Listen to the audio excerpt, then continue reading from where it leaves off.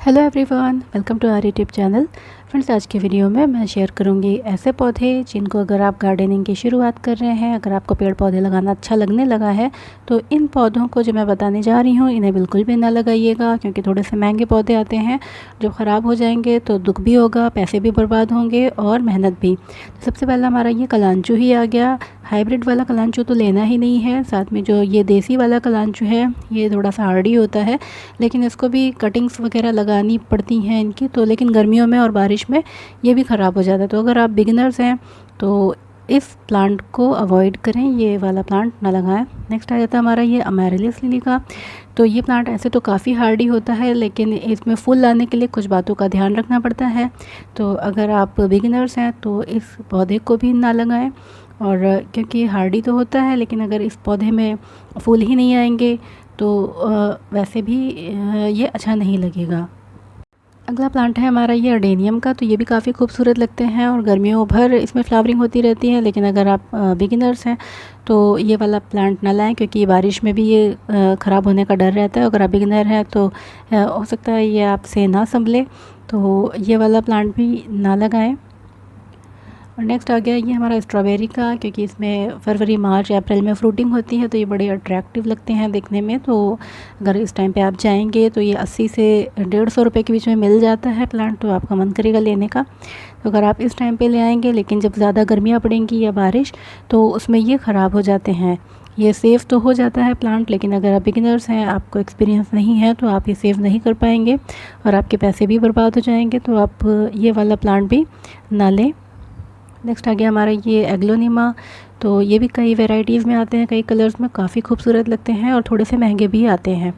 तो आपका मन अगर इसको भी करेगा लेने का, नर्सरी जाएंगे तो इसको भी ना लाइए, क्योंकि जब ज़्यादा गर्मियाँ होती हैं तो भी इसे संभालना पड़ता है, और जब ज़्यादा सर्दियाँ होती हैं तब भी इसको काफ़ी देखभाल की ज़रूरत होती है। तो शुरुआत में तो इन पौधों को ना लगाएं। नेक्स्ट आ गया हमारा ये क्रसूला का, जो कि लकी भी माना जाता है और खूबसूरत भी। तो ये भी जैसे जैसे गर्मियाँ आएंगी तो इसको भी संभालना मुश्किल हो जाता है। तो अगर आप शुरुआत में इस पौधे को लगा लेंगे तो ये काफ़ी महंगा ये भी आता है, तो भी जब ये ख़राब होगा तो भी दुख होगा। तो आप इस पौधे को ना लगाएं। और अगला है हमारा ये क्रोटॉन का। तो ये भी देखने में काफ़ी खूबसूरत लगते हैं और अपने पत्तों की वजह से ही खूबसूरत लगते हैं। तो ये भी कई कलर्स में, कई वैरायटीज़ में आते हैं, और ये भी थोड़े से महंगे ही आते हैं, सस्ते नहीं आते हैं। तो अगर आप इनको भी ले आएंगे घर तो कभी इनकी पत्तियों में वो चमक नहीं रहती है जिस तरह से आप ख़रीद के लाएंगे, और कभी इनकी पत्तियाँ सारी झड़ जाती हैं।